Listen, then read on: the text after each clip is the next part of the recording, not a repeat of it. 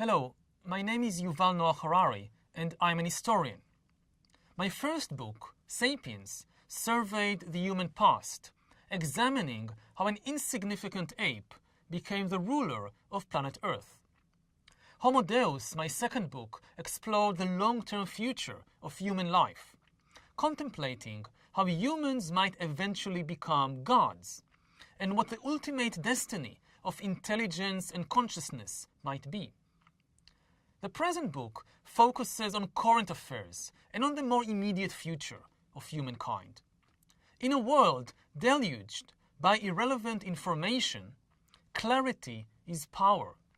And censorship works not by blocking the flow of information, but rather by flooding people with disinformation and distractions.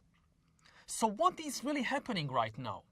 What are today's greatest challenges and choices? What should we pay attention to? Billions of us can hardly afford the luxury of investigating these questions because we have far more pressing things to do. We have to go to work, take care of the kids, or look after elderly parents.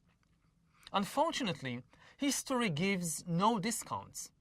If the future of humanity is decided in your absence because you're too busy feeding and clothing your kids, you and they will not be exempt from the consequences.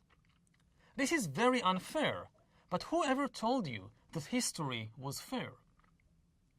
A book doesn't give people food or clothes, but it can offer some clarity, thereby helping to level the global playing field. If this book empowers even a handful of additional people to join the debate about the future of our species, it has done its job.